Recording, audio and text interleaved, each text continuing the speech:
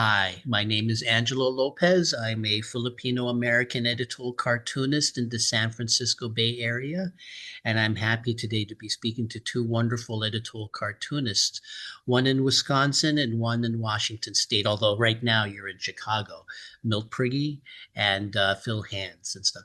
Milt, did I pronounce your last name right? Correct. Priggee, correct. Okay.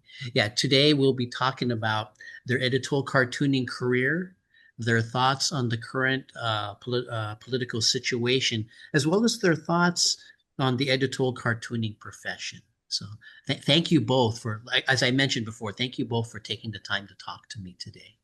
Thank you and stuff. Sure. So, okay. So let me start out with my first question and stuff. It's um, it's this, it's been a year and a half now to Donald Trump's second term.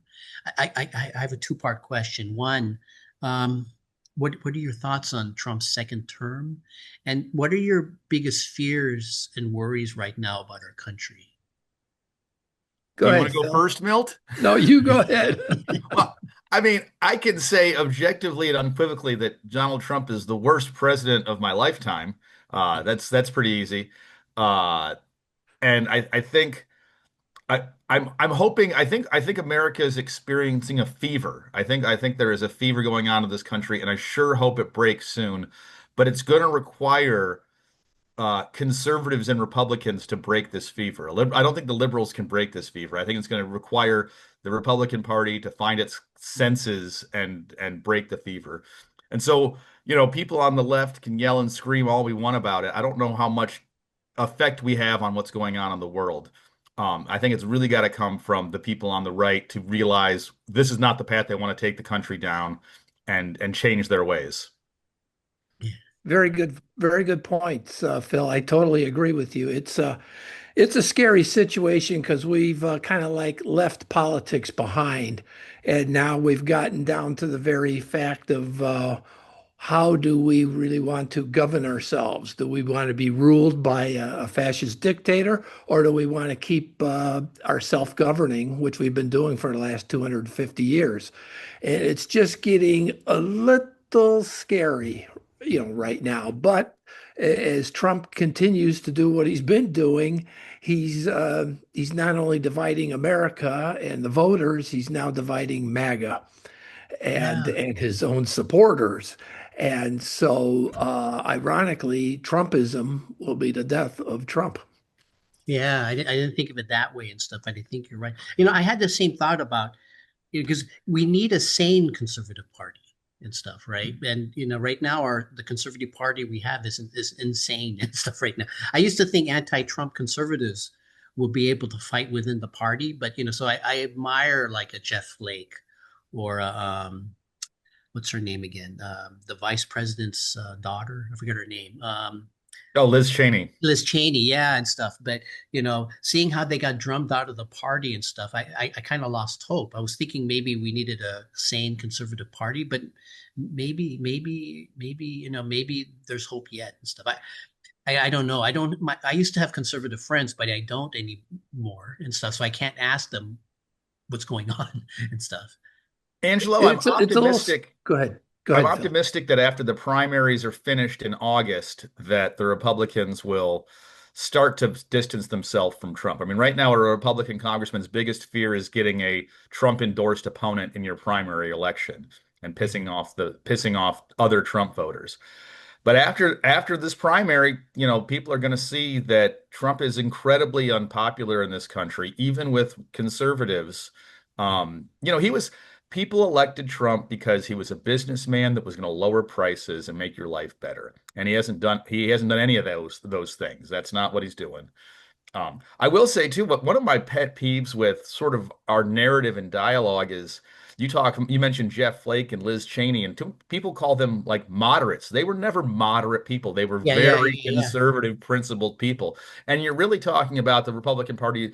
It's not moderates versus conservative. It's principled versus unprincipled. yeah, And there are lots of people in Congress who are lots of Republican elected officials who hate Trump. They despise it. They despise what's going on with this country, but they're too chicken to say it out loud.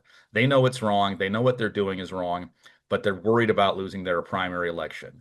And so I'm yeah, hoping that maybe the primaries are what breaks this fever dream, because I, I'm still sort of convinced that, the legal system's not going to stop Trump. Our checks and balances aren't going to stop Trump. The only thing that can stop Trump is a crushing electoral defeat. Maybe it's this midterm election. Maybe it's his hand-picked candidate in 2028.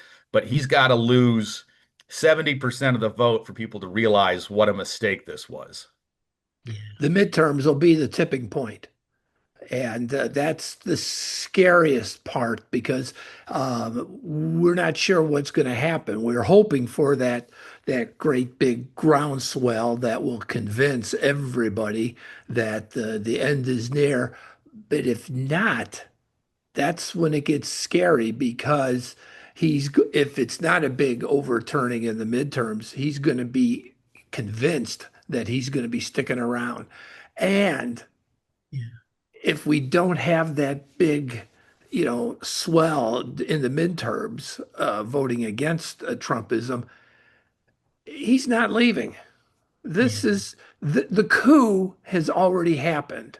He's in, he hasn't abided by anything, any norms, any laws, any policies. He's running the country right now as a dictator would. He's ignoring everything. So the coup has already happened. Is he going to step down? I really don't believe he's going to step down. Yeah. Uh, he did that in the first term, but the second term, I I can't see him doing that. Yeah. So what I can see, what I see him is resigning and Oh. getting a pardon from JD Vance, Oh. because then JD's in the presidency, and he's gotten rid of Trump, he's gotten rid of Epstein, and Yeah. he's in power. And JD, I believe, is a little bit more slicker than Trump. Yes, he doesn't have the cult celebrityness that Trump has, but he's a little bit slicker, as it were. I said, So the midterms will be the tipping point. I I'm didn't not. even think of what you said. It's sort of like what Ford did to Nixon, right? Is that what you're mentioning? Saying? Okay. Yeah, I'm not as deep down the conspiracy hole as Milt is on this one, but I will say that JD is a much better politician than people give him credit for. I mean, we get kind of stuck in our liberal echo chambers, and people talk about him being weird and Yeah. creepy, and people don't like him. But if you're a regular person and you hear him talk, he makes a lot of sense to a lot of people. He's one of the best messengers to sugarcoat Trumpism in a palatable way to regular people who aren't really kind of um locked into Politics. liberal politics. I mean, I go Yeah. back to that debate. He mopped the floor with Tim Walz by sounding very compassionate and thoughtful, and Tim Walz looked like a moron. I mean, we talk about. I mean, I still go back that last election. It's like, boy, the most important thing in the world was defeating Donald Trump, and the Democrats did everything they could to make sure he was reelected. Yeah. Yeah. Yeah. Well, hopefully So we will. yeah, I get made fun. I don't know where I stand politically. I'm probably left of center in Madison. I'm one of the more conservative people. Yeah. Yeah. But Yeah. Trump, he's a different animal, and so the things that I like about conservatism, Trump completely disavows. Yeah. He's got Yeah. nothing. He's got nothing for me. Yeah, I had my brother-in-law was a former conservative. He used to be until he became like an anti-Trump conservative in the first term, and then he just left the party, and he's trying to figure out where he fits in the Democratic Party right now. It's if there were more conservative Democrats, I think it would be a better transition for him. But he's kind of struggling and stuff to find out where he is right now because he doesn't fit in the Republican Party right now. So he's kind of what do you call it, reevaluating and stuff, and I think he's still in the middle of it right now. Yeah, So, the yeah. politically homeless. Yeah, yeah, yeah. Well, he's trying to make a home in the Democratic Party, but it's not a smooth fit for him and stuff. No, no. Yeah. So, okay. Well, okay. My next question and stuff. How did both of you become interested in editorial cartoons? And who are your cartoonist heroes and heroines? Well, I got what it was for me was when JFK was assassinated, Hmm. and I was only 10 years old at the time. And when you're 10 years old, you're not following politics all that much. And Yeah. you really don't even understand it, economics, self-government, et cetera, et cetera. But when that happens and the president is assassinated, I lived in Chicago at the time, and on the cover of the Chicago Sun-Times, the back cover was a full-page editorial cartoon by Bill Malden showing the Yeah, yeah, Lincoln yeah, Memorial crying. And yeah, there was no captions, no labels, nothing to read, nothing to interpret, except for that one visual. And I realized there was a connection with the outside world, with what was being portrayed and exposed in the newspapers. And yeah. there was the connection. I was only 10 years old, and that cartoon hit me. And that's when I realized there's a connection there. And so I've never forgotten that. And so Malden was probably my biggest influence growing up. And after that, a year or two after that, I started delivering the Chicago Sun-Times and the Tribune on a regular basis. And before I started rolling up those 100 newspapers, I would open up the newspaper and see what Malden and Jacob Burke, the other Oh yeah, Pulitzer yeah, Prize yeah, winning yeah, cartoonist, what yeah. they had done. And so, but my biggest mentor was John Fischetti. I met him about almost 50 years ago now. Yeah. Yeah, 76. I met Fischetti right out of college.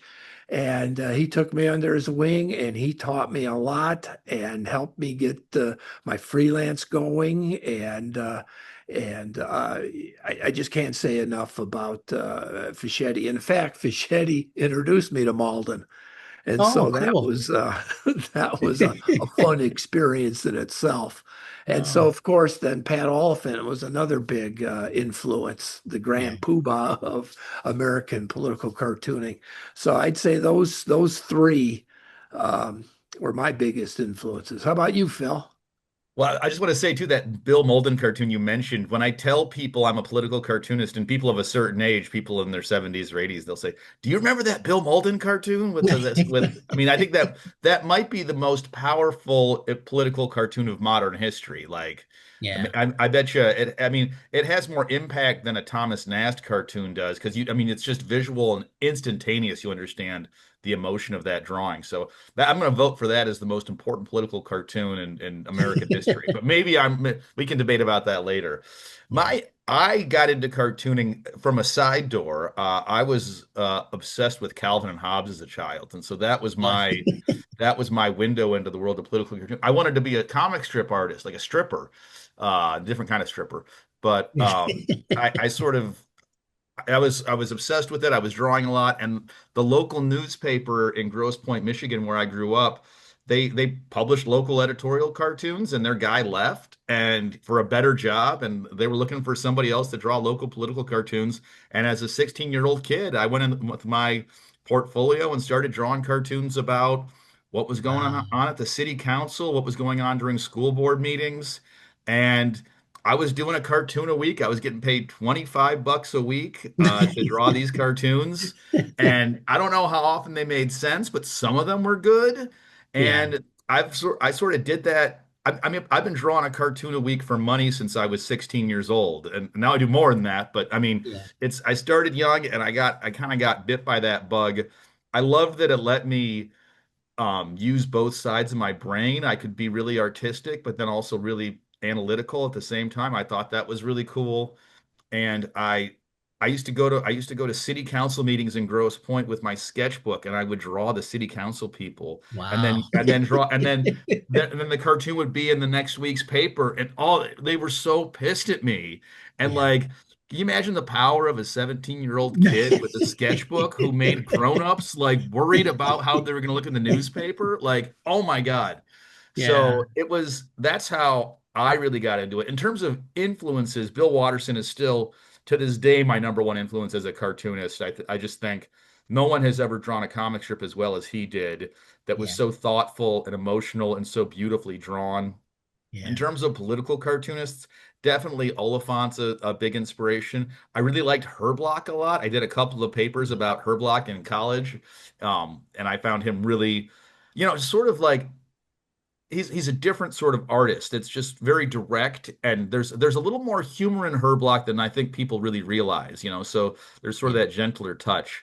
And I've always, and then in sort of modern days, I was a big fan of Jim Borgman when he was Oh drawing yeah. cartoons, and now I think my biggest influence nowadays, in a lot of reasons, is Steve Sack. I just can't believe he's drawing again after, Oh, and he it's does so sculpture too. He he's does this so weird good. sculptures. Yeah. He's And so he's drawing talented. left-handed. He's drawing left-handed. He can draw Wow. circles around me left-handed. I mean, the guy is just a genius and so inspiring. And so yeah, I mean, when I see his work, I always am jealous when I see his work 'cause it's always so good and he's doing it left-handed. Yeah. Um, and actually, the biggest compliment I ever got as a cartoonist was when our governor in Wisconsin, Scott Walker, ran for president in 2015 and 16. Oh. Steve Sack told me that he looked at how I drew Scott Walker to figure out how to draw him in cartoons. And that was, Oh, I mean, that was the nicest thing anyone's ever said about my work. Yeah. So Where is he from? Wisconsin too, Steve? no, he's from Minneapolis, which is Oh, Wisconsin and Minnesota are in fact different states, despite what people on the okay. coast. Okay. I'm sorry, I don't know the Midwest very, but wasn't Watterson from the Midwest? Isn't he Ohio? He's Ohio, yeah. Oh, okay. All Okay. the best cartoonists are from the Midwest. Sorry, Angelo. Sorry. Yeah. Yeah. I did briefly visit Chicago, but Chicago's one, or the Midwest is one of those areas where I need to explore more and stuff. I had this idea before I die to visit all 50 states and stuff. So right now Absolutely. right now I'm in 20 and stuff. I'm kind of stalled there right now, but yeah, I would look, if I ever go in Wisconsin, I'll visit your area and stuff. Oh, So, Angelo, I'll take you out for cheese curds and fish fry. Come on, oh yeah. let's do it. Is Lambeau Stadium still around? It sure is. Yeah, Oh, it's okay. it's great. I'll get That's to, in Green Bay. That's about 2 hours north of me, but it's an awesome place. oh, okay, okay. I envy you guys and stuff. You came at a time when the editorial cartooning field was still pretty healthy, you know. Just No, not me. No, no, no. no, wrong profession. Uh, yeah. By the time I started out in the community newspaper and stuff, I forgot I did everything through email, so I never met my editors and stuff, So I forgot what they looked like because I only met them once. Angelo, I tell you what, meeting editors is overrated. No. Was it? No, I have this romantic image of, whenever you need advice and stuff, you can just go to the reporters and the staff and just ask them questions. And I have this weird, I guess from All the President's Men, of this very busy newsroom and stuff. Is that true with both of you or no? Well, when I worked on a paper full time, it was like that. My little Oh, cubicle was right next to all the other little cubicles. And I could go out there and I could bounce the cartoons, my roughs, my ideas, and we could bounce it off of the guys that were actually reporting, the male and female reporters that were actually writing stories on it. And if they gave me a quizzical look, I realized it wasn't connecting. And so it was a lot of fun going out into the newsroom. And then that was the greatest resource about working on a newspaper is because you have all these experts there. yeah, They know what's going on. They're following this news. They're writing about it, 5 days a week, and they have context and they know the underlying aspects of the story that is being covered. And so you can get a lot of insight from these people. They're very, very important people, and I cannot speak highly enough about the reporters in the newsroom. They're fantastic, and I felt very lucky to have them just a few steps away. But you also have to recognize and respect if they're on deadline. And oh, so you know okay. when to approach reporters and when not to. So, and they're some of my best friends, and they're just wonderful, wonderful people. How about you, Phil? Well, I still work in a newsroom. It's not as big as it used to be. It's gotten smaller. It's gotten a lot younger too. I mean, a lot of our staff is right out of college and pretty young, but they do excellent work. And yeah, I've actually had the same editor for my 20 years at the State Journal now. So we sort of know we can sort of read each other's thoughts before they're even out. So that's nice. But you're absolutely right about the resource that reporters are. And I mean, we have fun. They do the real work. They they tell the stories, you Yeah, know. Um, but yeah, I'm now believe it or not, one of the older people in my newsroom. So people often come to me with like, "Hey, what's going on?" Like, because I've been in Madison for 20 years. I remember what happened 15 years ago, which is hard. Yeah, knowing what happened 15 years ago on a city it's sort of like it's not history yet, but it's yeah, sort of we haven't it hasn't been written yet, but it's sort of that window of time where you are actually a valuable resource to some people is remembering what happened 10 or 7 years ago before yeah, because it's not in the history books quite yet. Phil, yeah. you're an institutional source of information in history. And so Yeah. Sometimes. that's why they come to you. We have it easy. Yes, we have it easy because those reporters, they got to stick by the facts, verified facts. Whereas we take those facts and we can exaggerate by our own opinions about those facts. And so we have it, we're very, very lucky. And so we're a little bit different than the reporters who have to report all the facts and we get to interject our own personal opinion and exaggerate the facts that we believe are the most important. And So, we could never do our job without them doing their job first. I mean, I have no job if nobody is reporting the news of what's going on. That's Yeah. they are, if they don't report it, it doesn't exist in my opinion, So Yeah. Yeah. Yeah. How will we know what's going on? Yeah. so it's yeah, they you cannot have editorial cartoons without excellent reporters. That's just the yeah, way it works. yep. Yeah. I'm curious now. You're kind of heading in the direction that I wanted to ask about.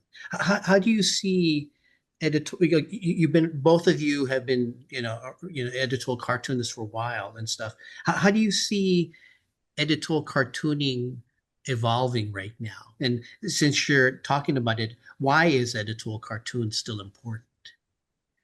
Oh, they're very, very important as society is on the fast track. Uh-huh.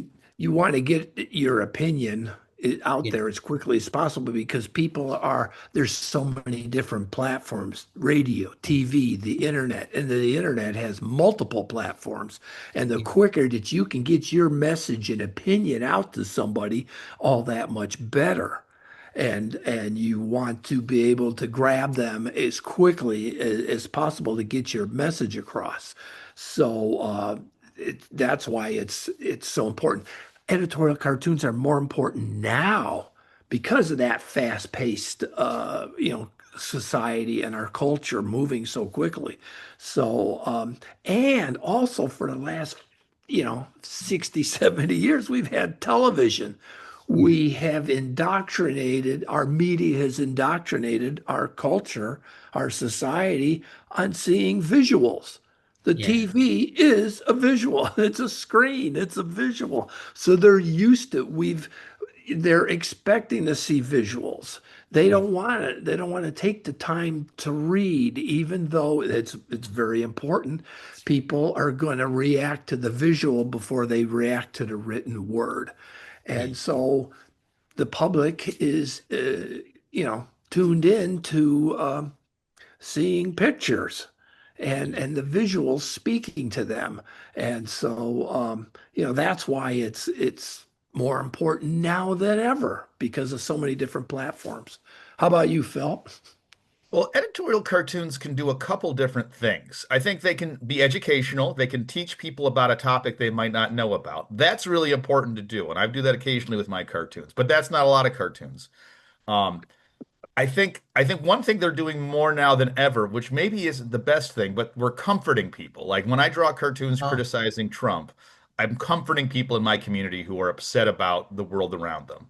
yeah. And I think that's a valuable thing, but I think we get a little bit too stuck into that sometimes. I think we drill down we it makes us feel good because people like us when we criticize things. But the harder thing to do, which I'm still not sure how well cartoons can do this, but they're the most important thing we can do is change people's minds about things and drawing in such a way that gets people to broaden their horizons, open their minds, and think about things more deeply. Those are the hardest cartoons to draw. They're the most important cartoons to draw. And it's the cartoons I see the least of out there in the general media. I see a lot of the comforting my side cartoons. So I think that's why they're important. And providing comfort to your side is important. You want to be somebody, I I love it when somebody who comes up to me and says, "You're keeping me sane in these crazy times." But Yeah. I'm just providing them comfort right there. I'm not changing anybody's minds. Hopefully, I'm doing some educating. Yeah. But I really want to focus going forward on changing minds. Yeah. And one other point, and maybe this is a hot take, but I got a kid who just graduated from high school, and his friends despise AI. They Uh, think they are terrified of a future without humans creating things. And so now we have a generation of kids that are really hungry for bespoke pieces of original human created art, which is yeah, what we draw, which is what we do. And so we got to figure out how to tap into this anti-AI fervor amongst yeah, the young people and say, "Hey, look, we're doing stuff that's real. This is not, and I think there's a real power in that. I don't know what AI is going to do to our field, but I think there's an opportunity for us to tap into the mistrust of the youth of it." yeah, yeah. I come from Silicon Valley and stuff, so it's weird for me to say, but I agree with you and stuff.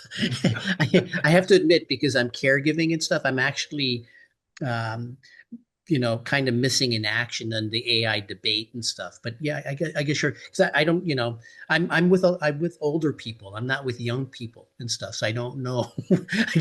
I don't know the general mood of the younger generation and stuff. But I'm wondering, is part of what you're saying the polarized climate affects the way cartoons are perceived and stuff, Oh, right? absolutely. I mean, I Yeah. don't even know if conservatives are reading my cartoons because it's in a Yeah, yeah, yeah. newspaper. Do Trump voters read newspapers? I don't think a lot of them do, so Yeah. it's real hard to bridge that divide when we're not even talking in the same spaces. Yeah. I'll get blowback on stuff online, people get riled up and call me all sorts of horrible names, but yeah, the Yeah. polarized political world is difficult. Yeah. Okay. Okay.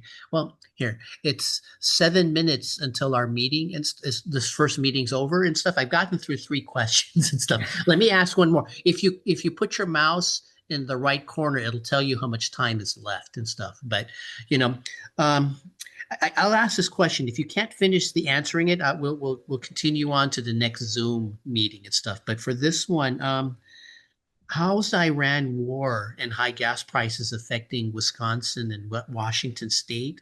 And what issues are your states struggling with right now? Well, the Washington State is dealing with high gas prices because they're higher than the national average Uh, because there's no state income tax in Washington State.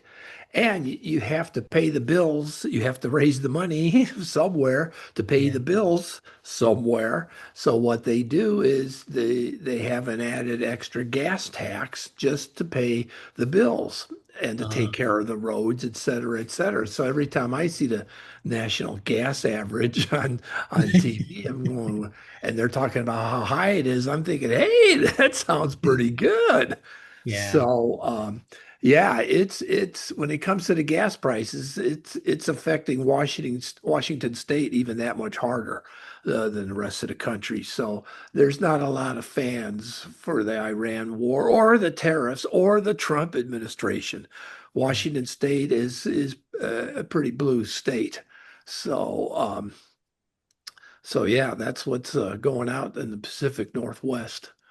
Wisconsin's a very purple state. We are split 50-50 down the middle, basically. You wouldn't know that from our congressional delegation, but we are a very purple state. Yeah. Um, and gas prices here are lower than the national average, but they're still high. I mean, we were used to gas in the 2.30 range before this war started, and now it's above 4. And that people that is, that price is everywhere people drive down the street. It's a constant reminder of the failures of the Trump administration. But I think one of the bigger issues that's going to affect Wisconsin, and I don't know this firsthand, but I've heard about this, is that not only is there's trouble with getting oil through the Strait of Hormuz, but fertilizer is a big deal. We are a very Yeah. Yeah. Yeah. agricultural state in Wisconsin, and farmers are hurting to buy the fertilizer to grow the food to feed the people of the nation. So So prices are going to go up everywhere for so everything. there's Yeah. this cycle of increases, and I think we're hearing about some cracks. I mean, Trump was just in Wisconsin last week to talk about his farm policies and his bailouts of farmers. I I don't know. I'm not a farmer. I live in the city of Madison. I don't know a lot about agriculture, but I'm hoping, and I get the impression that the cracks are starting to form amongst the. I mean, farmers have supported Trump, hand over fist over the Yeah. last couple of years, and I'm hoping that's breaking as they're seeing that. The tariffs are hurting them, the fertilizer prices are hurting them, the markets closing are hurting them, climate change is hurting them. I mean, that hopefully people will start to realize just how wrong this direction is for this country. I haven't seen it yet, but I'm hoping it'll happen at some point. Yeah, I'm hoping so too, because I think because I'm in California, I don't I'm sort of in my own bubble. So I don't I'm always asking people in red states or purple states what's going on. So, just because I don't contact, I don't, since I don't have contact with rural areas and stuff, I don't know and stuff. So it's good to hear that from you. I'm crossing my fingers too and stuff. That So I only know the secondhand because I'm in a bubble too. Madison is maybe more progressive than the county you are in right now, Angelo. oh I mean, we voted 85 for Kamala Harris in the last election, so my county is as blue as they get. Uh, you know, yeah. so Hey, Milt, are you in touch with rural areas, or are you more city? I don't know. You're Spokane, right?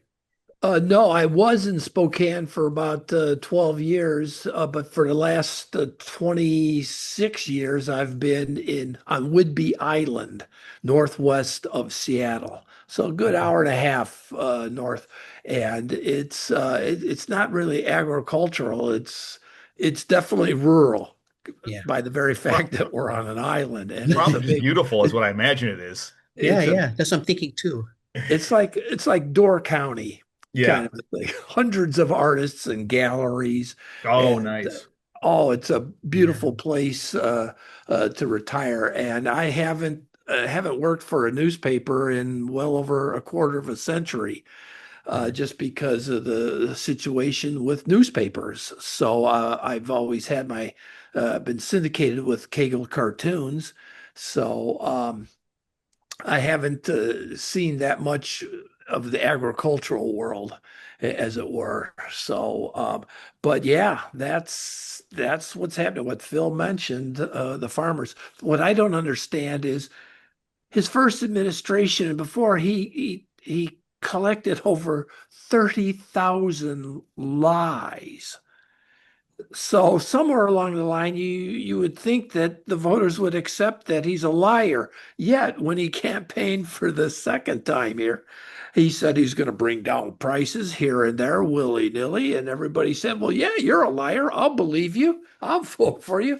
It just doesn't make any sense. I don't know what to make of it, but it's just a weird situation. Yeah. I don't know what to make of it either and stuff. But this is a two-part question. One of them specifically for Phil. How's the Wisconsin State Journal doing? And the second question's for both of you. Local journalism has been struggling across the nation. How's local journalism doing in Wisconsin and Washington State? Well, since you asked about my newspaper, I'll go first on that one, and then I'll let Okay. Milton jump in. And you know, how the company's doing is above my pay grade. I don't get to look at the financial books and stuff like that. Yeah, yeah, I do know that we do have a new person in like who technically owns our media company, and yeah, he bought it with the mission of revitalizing local journalism. And so our new company-wide focus is to be super local and focus on what's going on in our communities, which I think is really what we're best at as local medias. And so my understanding is we're hiring people right now to reinvest in covering as much local content as possible. yeah, And maybe that means I'm drawing fewer cartoons about Donald Trump and what's going on in national politics. But I think it's a good direction.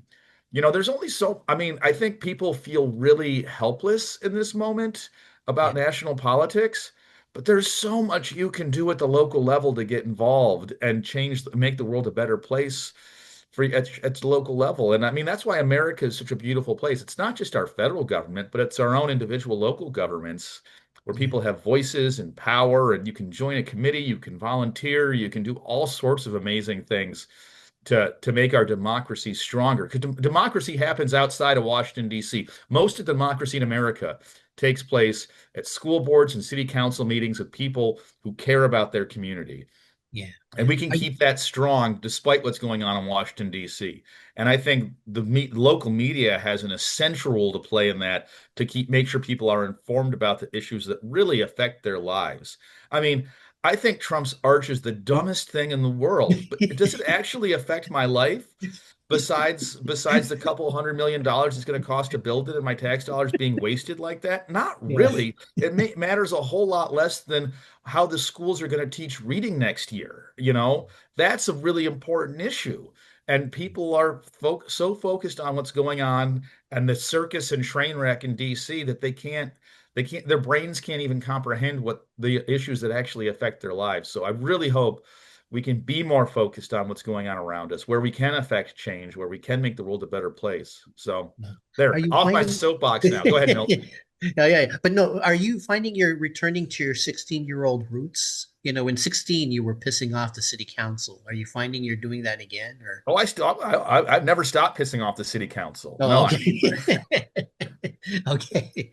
Yeah, Milt, go Mayor ahead. of Madison is not a fan of mine. I mean, I'll tell you that much. Yeah.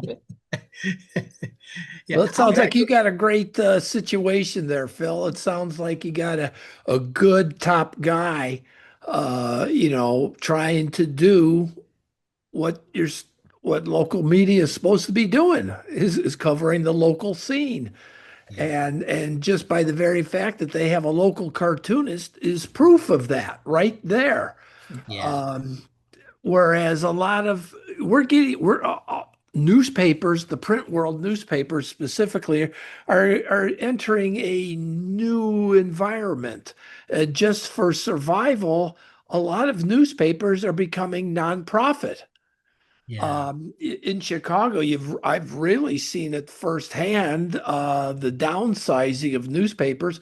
Both the Sun-Times and the Tribune are no longer in the buildings that were they occupied when I started 50 years ago. The Tribune sold the Tribune Tower because the land is more valuable. And so they've moved over into the Prudential building, and the Sun Times sold that to Trump developer. And now there's a Oh, Trump Tower where the Chicago Sun Times and Daily News used to be, well, where I started my career. Go I ahead. did a river tour in Chicago, and I saw that Trump building. It used to be a newspaper building. That used to be the Oh, I didn't Chicago know that. Daily News, where I had my first cartoon printed 50 years ago. I didn't realize And that, Milt. That's a good piece of history. Thanks. Yeah, yeah, yeah, yeah. I didn't know that either. That's kind of well, I would say that's cool, but now it's a Trump building, so I don't. it's kind of like a knife in the back and the heart. But it's a regularly defaced Trump building. I mean, they can't keep the graffiti off of that building. Yeah, yeah, Yeah, every time you go down Wabash Avenue, you look north, you see the name Trump on that building, because Chicago is a lot of tall buildings, and you're looking canyons to the north or canyons to the south and east and west too. So it is an interesting sidelight story, knowing that Trump Tower in Chicago is where the Daily News and Sun Times building used to be. Used to be a squat little 6-story building right there. And again, the land became a lot more valuable. yeah, And now the Sun Times is a nonprofit, as is the Spokesman-Review, where I used to work. It is now a nonprofit also. So how is that going to affect their relevancy and the whole mix of everything? The jury's still out on that. We're just now entering that, and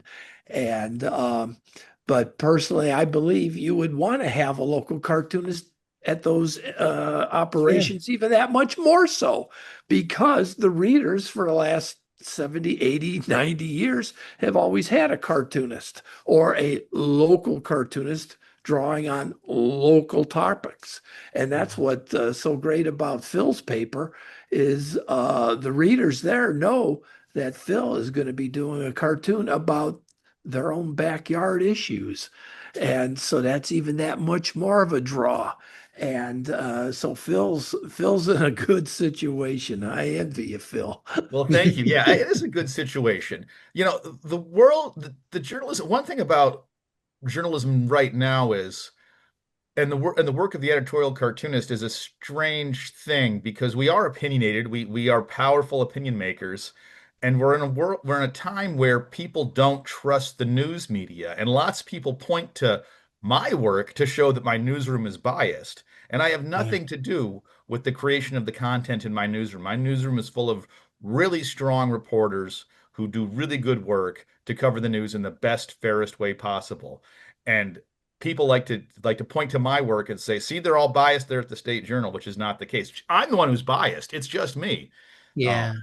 So, And that's because the public just doesn't even realize or understand what a newspaper is. They don't understand what the editorial page is. They don't understand advertising or news. They just see it as a great big PR. For some reason, they're using the tenets of the newsroom to, critique the editorial cartoon. They don't understand, when people call my cartoon biased, I say, thanks. What else do you like about it? It's supposed to be biased. It's Yeah. my own personal, it's a signed personal opinion. And and for some reason, the newspaper doesn't want to dispel that. Some of them do. Like one of my papers finally got tired of it. So up at the upper left-hand corner, it would say Milt Priggee's View. Oh, wow. yeah, my Not cartoons Isn't say ours. it, those. It's Milt Priggee's View. Yeah. isn't the future, younger are just not newspaper literate. They don't, there's a sports section, there's a local section, there's a, foreign section, is it, when I read the editorial section of my local paper, I knew it was different opinions, so you'd have George Will, then you'd have, Richard Reeves or whatever, or you'd have Art Bushwalt and stuff, and you'd have those opinions and stuff, and you just assume that within an opinion page, it doesn't represent the newspaper; it just represents those columnists' views and stuff. I guess what you're both of you are saying is that younger readers are no longer newspaper literate; they no longer understand that. I They guess. weren't too Sure, but literate a few decades ago either. And Oh, that's why the newspaper, a lot of newspapers at the top of the page, they will put the word opinions, yeah, yeah, yeah, hoping that that would sink in and the reader would understand that these are opinions, yeah. and yet they don't. They figure, hey, no, it's in the newspaper, so it has to be the facts as I see them. When they say that's biased, they say what they're actually saying is, hey, that's not my bias. Yeah, do you find that true, Phil, in the Wisconsin State Journal, I guess? Do your readers know or I mean, we have a smart readership at the Wisconsin State Journal. We have dedicated readers. I mean, a lot of them know. And just to say, I mean, I think I wouldn't say it's just young people that don't understand how it works. Do you remember when Trump was first elected president? He made an award for fake news stories. Do you remember this? And he had like the top 10 fake news stories of the year. Half of them were opinion columns by people, you know? oh wow. And so I think there are some people. One thing that Trump has done, and I will give him a lot of credit for this, he has brought a lot of people that never thought about politics at all Yeah. into the world of politics. And so when I first started drawing cartoons about Donald Trump, I would get people who had never seen a political cartoon before look at it and say, "Hey, you're making fun of the president. That's disrespectful. You shouldn't be Yeah. doing that." And like this has been going, I tried to explain this has been going on in America for hundreds of years, making fun of the president. This is this is what we do in this country, you know. And but I think so. I think there are people who are now involved in politics who, through no fault of their own, aren't very politically savvy about how media works, how journalism works, Oh, and and a lot of people, I don't we live our lives in politics, but we should nobody should be as involved in politics as we are. I mean, people should go yeah. and worry about their lives and getting their kids to school and what's for dinner tonight and we have to go visit grandma because she's in the hospital and sick. I mean, those are the things that are important in people's lives, and politics should be an afterthought. And I think for a lot of people, all the people that voted for Trump, it is an afterthought. And they sort of say, like the last election, it's sort of like, oh, I got a businessman who's going to lower prices, or well, the old guy who was president dropped out, and now there's this woman who I don't know is running in her place. And I guess it's kind of either or. I don't know. I'll vote for the business guy. I think that's why Trump won the last election. Um, so I don't know where I'm going with this, except that I I don't fault people for not being aware of some of these intricacies that we all live in our world, but can be frustrating. And I think some people who are bad actors, like Donald Trump, like to confuse opinion journalism and regular journalism for their own political benefit. Yeah, I agree with you totally. When I was doing cartoons for the Philippine News Today, I was talking to a Filipino American audience about issues. Just because I did a lot of research on issues in the Philippines doesn't mean that my readers did the research. And so, how you were saying some of your cartoons are based on just teaching people, about knowledge. That was a lot of my cartoons was, I was doing cartoons on subjects that I knew about that, but I could not make the assumption that my readers knew about it. So, you know, and a larger percentage of my cartoons are education and stuff like, you know, in the Philippines, right now there's extrajudicial killings and stuff. You may not know about it, but I'm trying to warn you, this is going to Yeah, affect you guys and stuff. But or like what's going on with indigenous people in the Philippines. They're being exploited by multinational corporations. Until I did the research, I didn't know that either. But once I yeah. found out and stuff, I felt it was my duty to just teach them. So, for you said a small percentage of your cartoons were on education. For me, it was a larger percentage just because I couldn't make the assumption that my readers knew what I knew and Yeah. stuff. So, yeah. Milt, do you find that sometimes too with your Um, cartoons or no? yes, but it's we deal with this opinion piece. It's a little bit different. Uh, Fischetti taught me you have to assume that your readers are just as smart and just as stupid as you are. You can't talk down to them. You can't talk up to them. You Fischetti said you can't please everybody every day with every cartoon. You can't do it. It's impossible. So don't even try, because if you do try, you're not going to please anybody, including yourself. So what you have to do is draw the best cartoon you possibly can for yourself, and then let the chips fall where they may. Yeah. And some people are going to they read that cartoon and they're going to go, wow, this is the greatest thing since sliced bread. You're a genius. Other people are going to look at the cartoon. It's going to fly right over their head. You No. can't please everybody every day with every cartoon. Just do the best you can and let the chips fall where they may. But some people are not going to understand it. They're going to say, hey, I think I heard something about that. I better look into it. Yeah. Yeah. So, that's what I've learned over the years, and Fischetti taught me that. But you're absolutely right, Angelo. Some people are not aware of everything that we as cartoonists are aware of and what we're including in our cartoon. So you, you're coming in the middle. You're not a reporter. You're not telling the history. You're assuming that this is what's going on in the world, and you're hoping that people are following the issues as much as you are.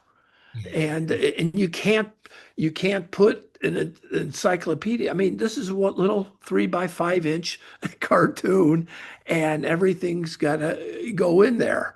And you got like 6 seconds to get your message across. Yeah. So, like I said, you can't please everybody every day with every cartoon. So, Yeah.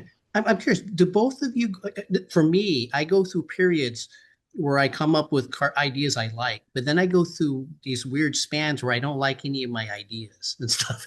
For my I go through dry spells where I'm not satisfied with my cartoons. So every year it's the same thing. There's a span of maybe 3 or 4 weeks. Oh, I think I'm coming up with good ideas, but then I come through periods where I feel dry and stuff where I crap. I don't like what I did, but I want to put something out for this week and stuff. Do you you're a guys It's feel called professional. being human. Yes. Okay. Yes. I've often said, Milt, maybe you agree with this, like I don't do a daily cartoon. I do like 4 or 5 a week. So it's not like one every single day. But the real trick to being a professional cartoonist at like a daily newspaper is you have to be good enough every day to let the brilliance happen. You can't be brilliant every day. You have to be able to fake it enough to put out a decent image that works as a cartoon that gets people thinking. And then sometimes sometimes one a week is brilliant, sometimes one a month is brilliant. But you have to kind of put in the work to do it so that you're putting out a decent product on a regular basis. Because you can't force brilliance. It just sort of has to happen. You have to be available for it when it strikes. You have to grab it, you have to capture it, you got to put it down on paper. And the other days you just got to squeeze out what you can. Yeah. So Very well said. Yep. Yeah, yeah.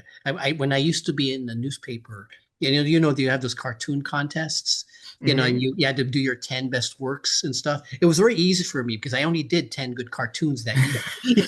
You know? And you beat me every year for a long time, Angelo, in that category. Okay. Okay, skip that. No, keep it in there. Yeah.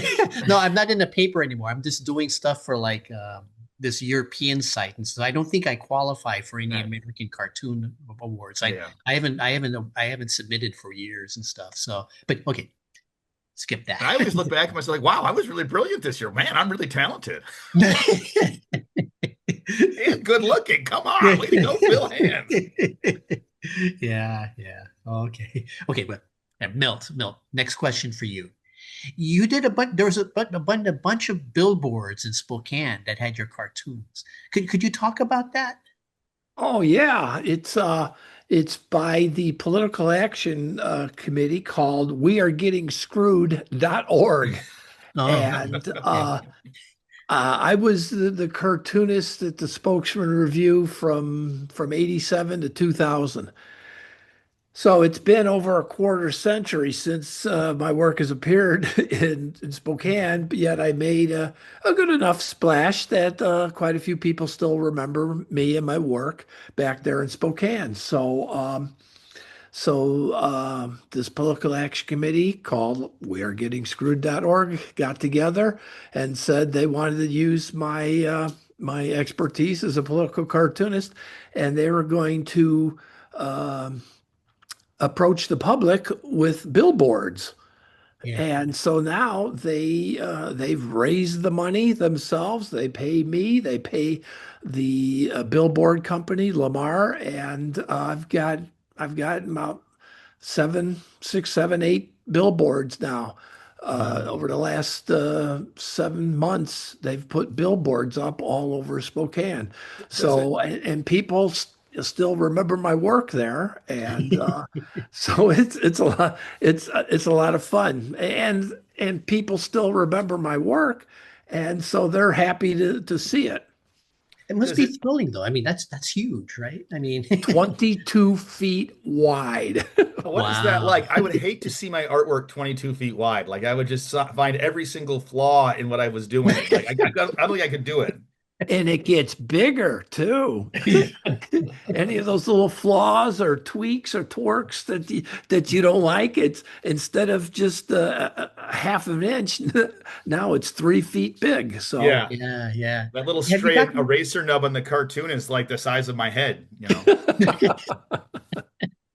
Yeah, yeah. Well, I read somewhere that in a lot of cartoon, there's a lot of whiteout. There's a lot of, does any of that stuff show, or I mean, is that you Photoshop that stuff out, or? no, I don't draw on paper anymore. I Oh, draw okay. on I draw on iPad with Procreate, and since I'm running around and traveling more now than I ever have, my only challenge is finding a Wi-Fi connection Oh, so I yeah, can upload the cartoons to wearegettingscrewed.org or Cagle Cartoons. And yeah. so I haven't used a brush in well over a decade, and I don't use whiteout. And in fact, I started, I was submitting my cartoons as little JPEGs in pencil, and then I would just take it into Photoshop and I would ink it and color it there, and then that's what then took me over. I said, well, I'll skip Photoshop and I'll just get Procreate. And Uh, so it was an evolutionary process that I moved over to the digital side. yeah, and you like Procreate a lot. Oh yeah. Yeah, Yeah. it's fun and it's fast and so I've never spilt any ink. Okay. And I'm sure, if you ever make billboards in the future, Procreate is good for that, I guess.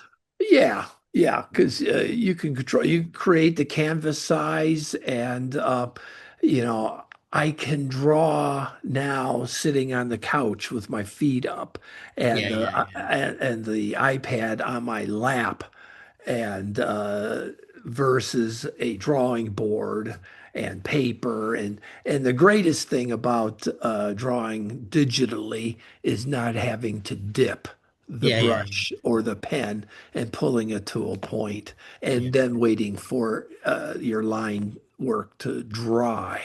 yeah, So I can continually be moving the stylus pen back and forth, and I can go as fast as my hand will go. No dipping, no more pulling to a point. yeah. So, and the interesting thing, when I was growing up, when I was 15 years old, my dad was an art director downtown Chicago.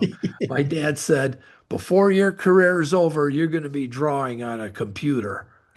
Wow. I did not understand it. I did not appreciate, the what he was sharing with me. What do you mean drawing on a computer? I was watching Gilligan's Island. I mean, I didn't, it didn't matter to me. Well, what do you mean drawing on a computer? But now every day, every time I pick up the iPad and I start drawing a Procreate, I think of my dad and I said, "Damn, Dad, you're right.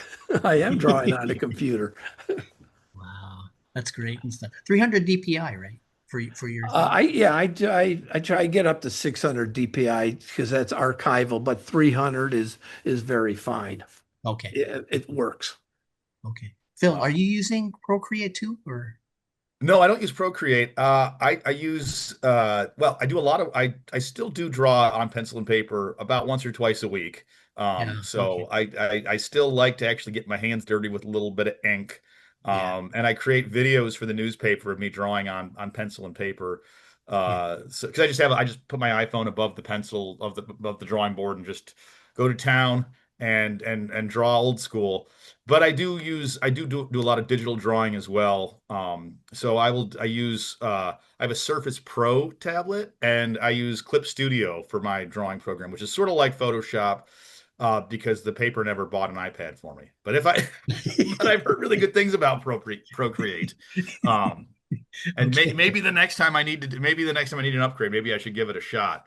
Okay. Because what Clip Studio doesn't do, what I really like to do is because Procreate has that tool where you can just sort of create a video out of the drawing process, Yeah, and yeah, Clip yeah. Studio does not have that, and that's I think people get a kick out of that. They just like to see how it works, So Yeah.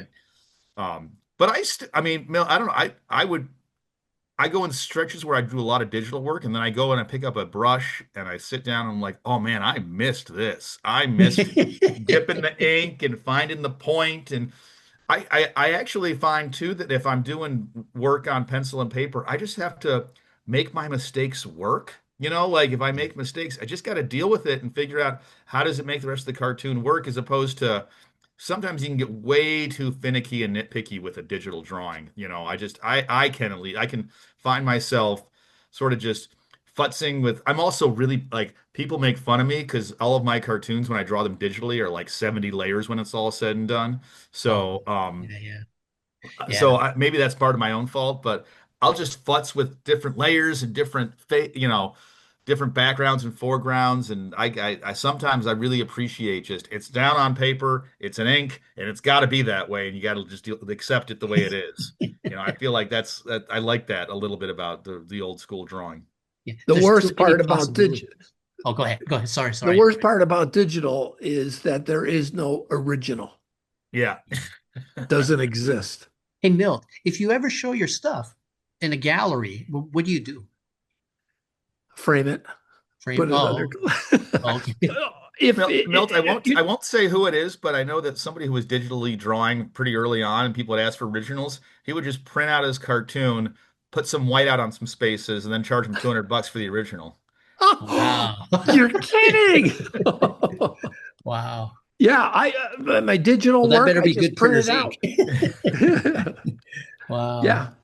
Yeah, Yeah, yeah, that's if it's going in a gallery, I of course I let everybody know that look, it's not an original, yeah. but I print it out, put it under the frame and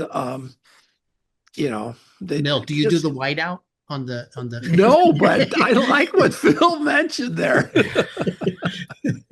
I did a show a couple years ago where I would post because I was still drawing mostly pen and paper at that time, but my Okay. cartoons usually appear in color, and the color's always been digital. So I would hang I would actually hang my rough sketches usually on like a 9 or 8.5 by 11 piece of paper, and then the black and white cartoon, and then next to it would be the color print of it. And people I think really got a kick out of seeing the process of it. Oh, Yeah, yes, yes, definitely. That's yeah, super. yeah. Oh, okay. Well, Phil, the next question's for you and stuff. You did a commencement speech and for high school graduation in Madison. I Could you did, tell me? yes. Yeah, could you tell me about your speech? It was awesome. Well, I was really honored because this is called Monona Grove High School. It's in Monona, which is just outside of Madison. And I've spoken to their civics class every year for like the last 10 years. And I guess at Monona Grove High School, the students picked their speaker for commencement. And so a couple of students said, "Hey, that cartoonist who spoke at that civics class, I bet you he'd be a good commencement speaker." And so I was Wow. picked by the students. I gave a quick 6 minute speech about, following your dreams because I followed my dream. I mean, I'm living my dream. I'm a cartoonist and it's been awesome. And then being flexible about your dreams because I realized that, my path to becoming a political cartoonist has been weird. I've always been drawing cartoons for the newspaper as a freelancer, but my first job at the state journal was editing obituaries there. Oh, And I wow. would edit obituaries, I would lay out classified ads, stuff that had nothing to do with drawing cartoons. And then finally, I was slowly given more duties, more responsibilities. And I realized like 7 years ago that my dream of becoming a nationally syndicated award-winning political cartoonist at a daily newspaper had come true. And I didn't even realize it at the time, because Oh. I was just living my life. Yeah, And yeah. so I told the kids like, hey, just don't be surprised if your dream is different than you thought it was going to be, and you can still, live your dream. And then I talk about keeping an open mind about politics and the world around you, and questioning your own perceptions about the world. And I got some laughs. I was short. The kids really appreciated that I was short when I spoke. That was really, really important. Yeah. And I think it went okay. So I had some nice feedback from people. So it was really just an honor to be asked, just really, really, really cool that that a bunch of 17 and 18-year-old kids thought I could offer them some advice and wisdom. Uh, So that's really a special honor. And yeah, yeah. I'm glad you had a good experience and stuff. So. it didn't suck. It was great. Oh, okay. Well, we have 7 minutes and 50 seconds for the second video. So let me give you my last question and stuff. It's the 250th anniversary of the founding of this country. What do you both love about America? I'll go, sure. I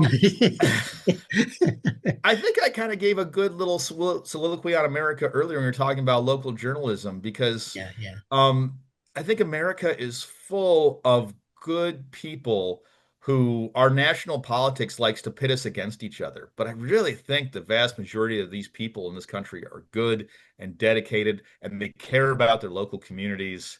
And it's a country, there are almost no countries in the world that are based on ideals. This is a nation that is based not on a shared culture or shared values or shared lived experience. It's based on living your dreams and becoming the best person who you are. And sometimes that's hard for people. I think that's why there's so much resentment in this world is because people that have been in this country for generations are feeling like the new best and brightest immigrants overstep them sometimes or leapfrogging them on the American dream.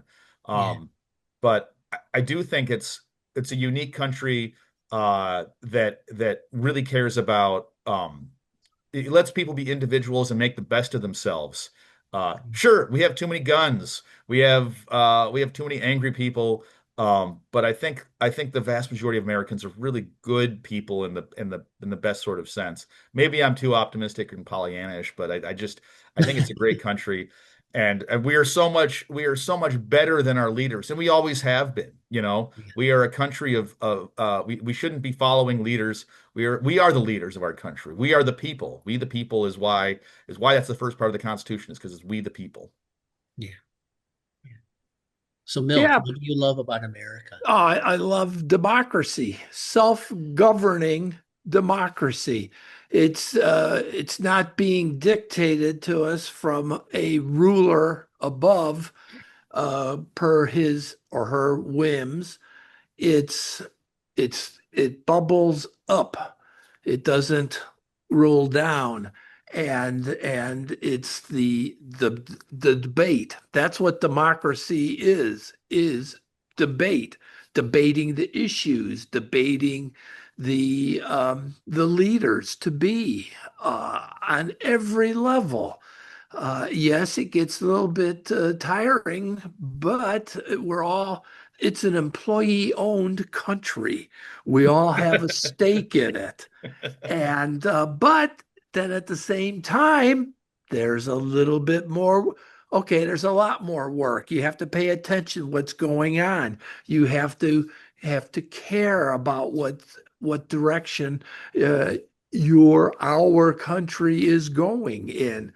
And so you have to pay attention to the issues and the direction and you have to follow it. And if you don't, it's not going to be a good thing. So you're going to find yourself in a place you really don't want to be. Yeah. So you have to pay attention when you're driving the car. Yeah.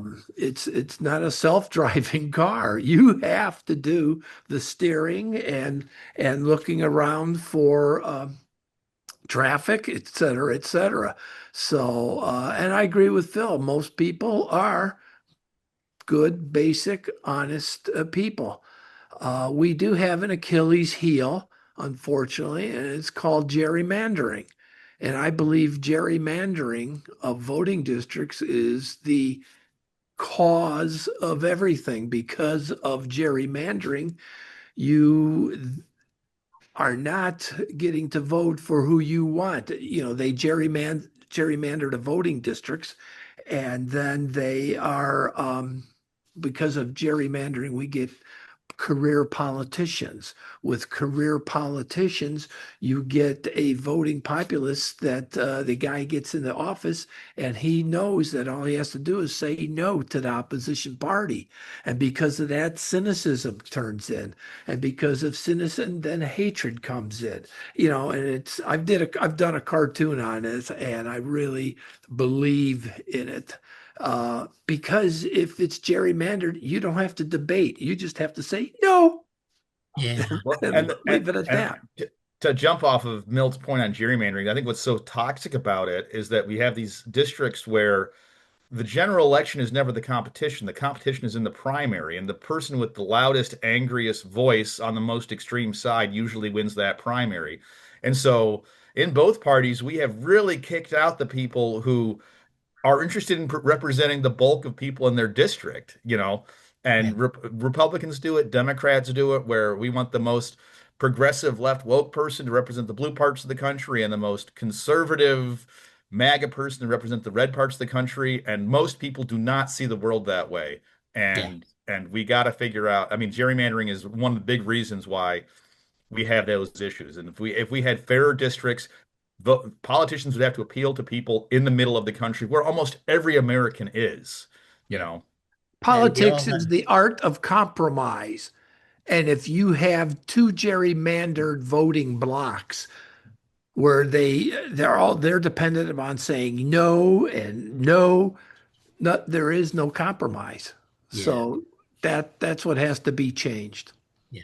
A friend of mine told me that, liberal and moderate Republicans and conservative and moderate Democrats kind of disappeared. So, and progressives and conservatives, there's good and bad in both, but they don't have much common ground without the moderates in the middle and stuff, because that where the compromise happens is where both sides are trying to get the moderates to go to their side. And if there's not enough moderates and stuff, you get more extreme positions, I guess, and stuff. So I don't know if that's what you're saying, but that's somebody told me that, and I thought, oh, okay, yeah, that makes sense and stuff. So Ironically, I think about 80% of Americans are moderates in the middle of the world, and there's no moderates in Congress.